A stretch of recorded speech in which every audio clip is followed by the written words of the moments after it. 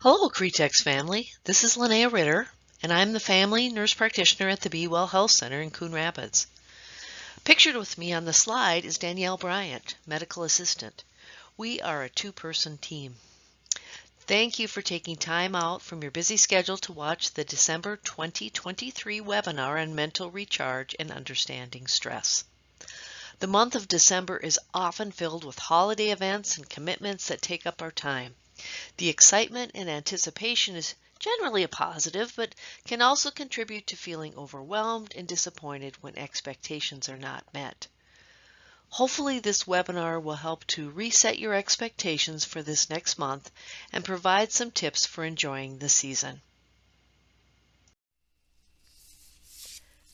The content of this presentation, including any handouts, is for educational and/or informational purposes only and is not intended to be a substitute for professional advice, diagnosis, or treatment. Always seek the advice of a qualified professional with any questions or concerns you may have. Okay, so what's the agenda? We're going to talk about what stress actually is, where it comes from, and how does it impact our health. This is an extremely important topic to me. I have noted over the course of my career that a lot of health concerns arise from stress. It's a very significant number, and so I think it's super important to address our stress. An emotional experience accompanied by predictable biochemical, physiologic, and behavioral changes. Wow. Okay. Types of stress.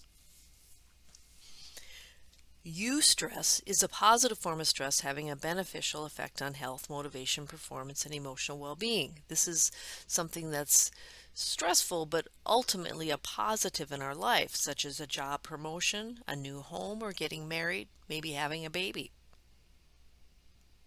Distress is a biological and psychological response we experience when we perceive a threat we feel ill-equipped to handle. For example, relationship difficulties, financial issues, or health problems. The stress cycle consists of three elements. First of all, you've got to have a stressor, then you've got to have a perception to that stressor, and then finally the response. Stress always begins with a stressor. It can be a person, event, or thought that upsets our balance. However, the stressor itself does not cause the stress. What causes the stress is our perception of what has happened. Do we view it positively or negatively? Does it threaten us or does it benefit us? This is the space between stimulus and response.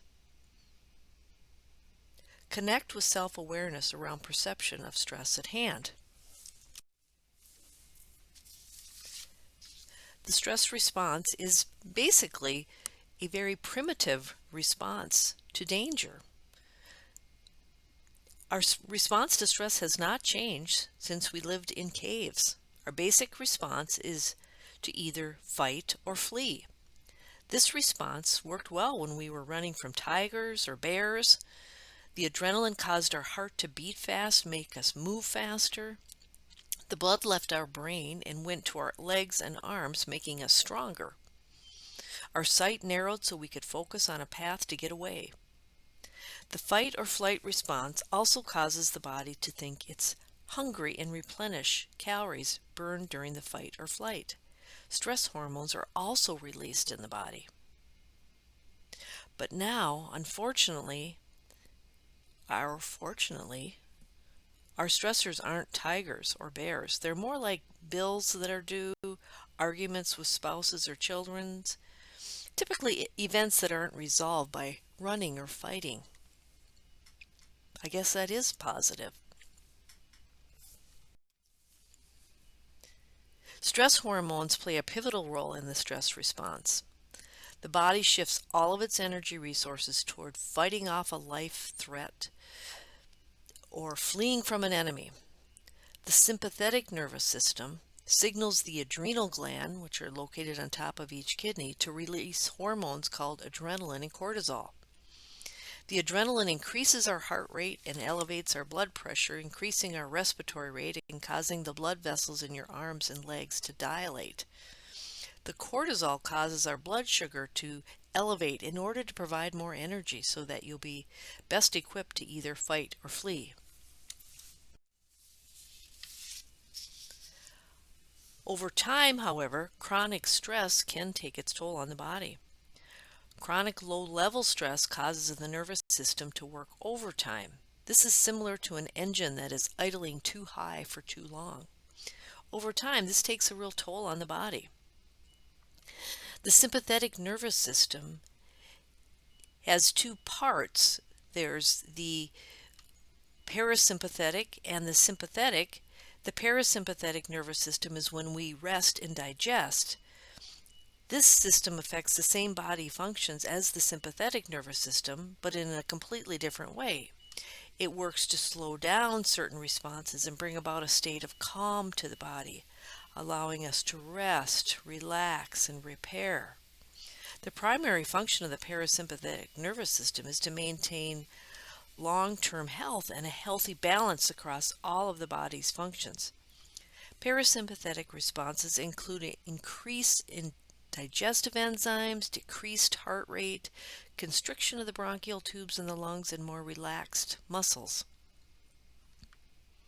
The two systems work together to keep our body in balance.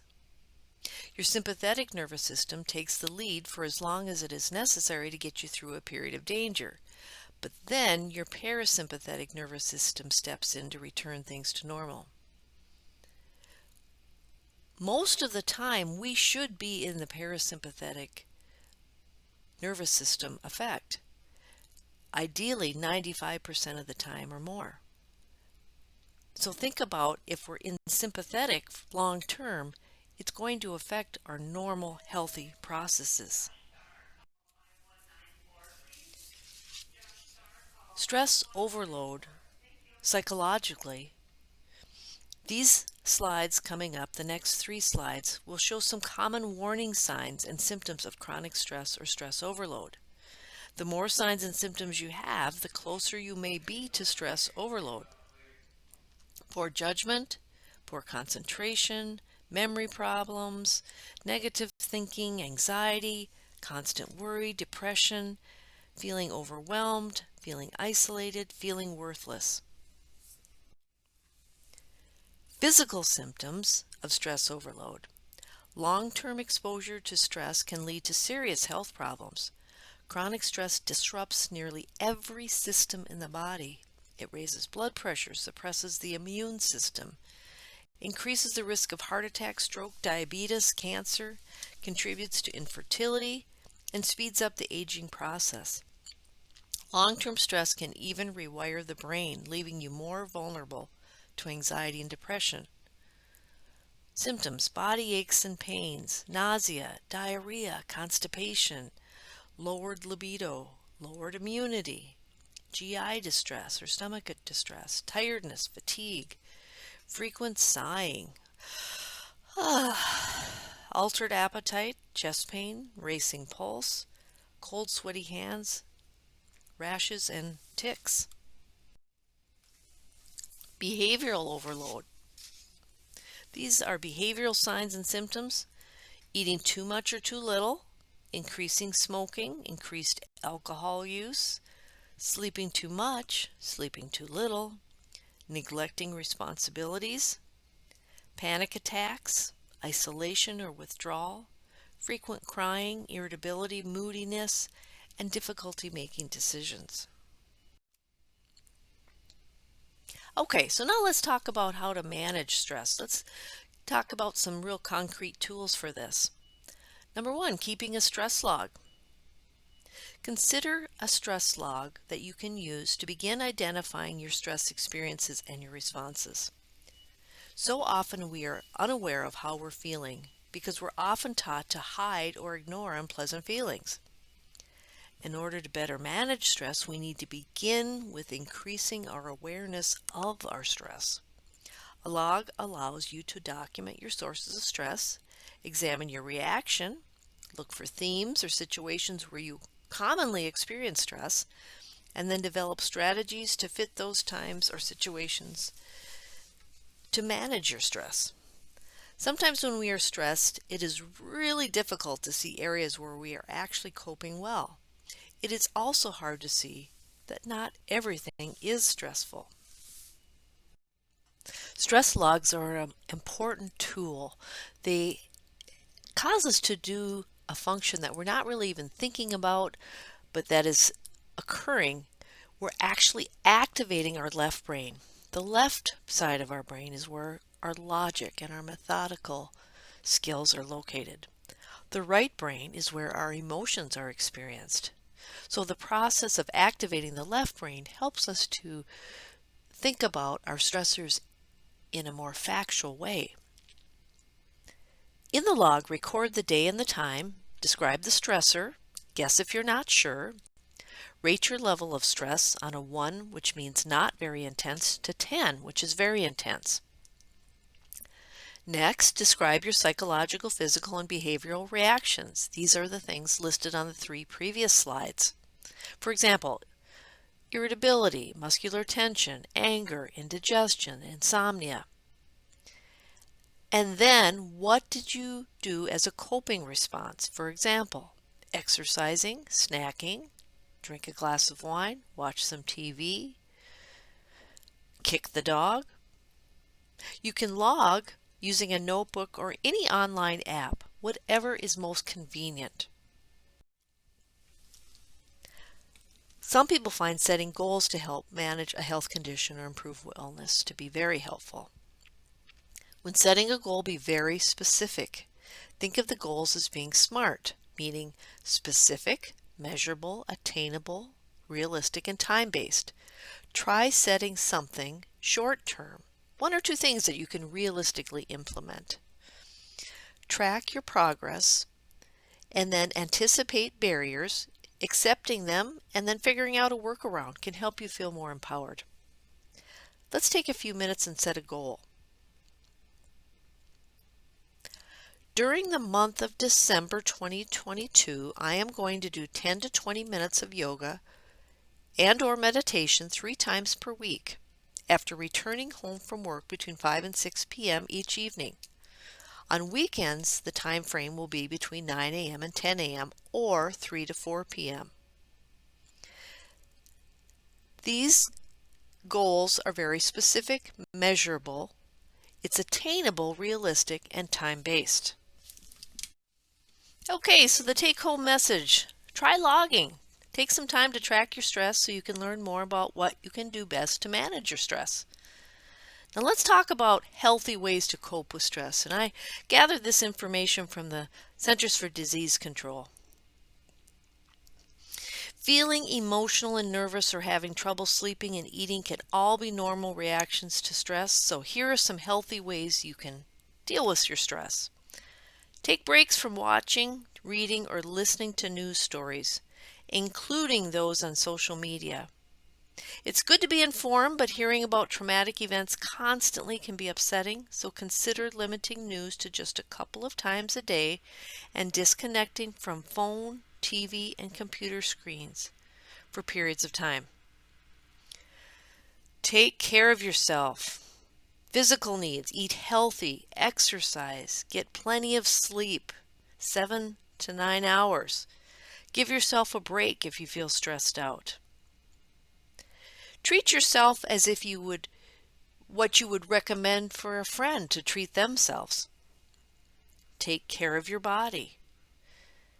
Take deep breaths, stretch, meditate. Well-balanced meals. These are some really helpful ways to cope with stress. The Employee Assistance Program through Cretex is administered through Lincoln Financial Group, but it's basically a lifeline. It's a number you can call at any time, 888-628-4824, to get support around any number of personal stressors or situations that you feel at a loss for how to handle. There is a website, there's an app that you can use, And for those folks who possibly need counseling, you can have up to 5 free sessions of counseling through this program. Take a few minutes to think about the things we've reviewed today. Write down one small step that you feel you can do this week to reduce your risk for stress during the holidays specifically. The Be Well Health Center is here to help. Schedule a health coaching appointment or visit to discuss your stress levels if they are reaching an unhealthy level. The best way to get scheduled is to call us on our phone number 763-260-5113, or you can go to the portal, use your unique username and password, and schedule a visit. Remember, coaching visits can be via video or telephone if the health center location is not convenient for you to come in person. Here are the references that were used to create this program. Wishing you the best this holiday season. Thank you for your attention.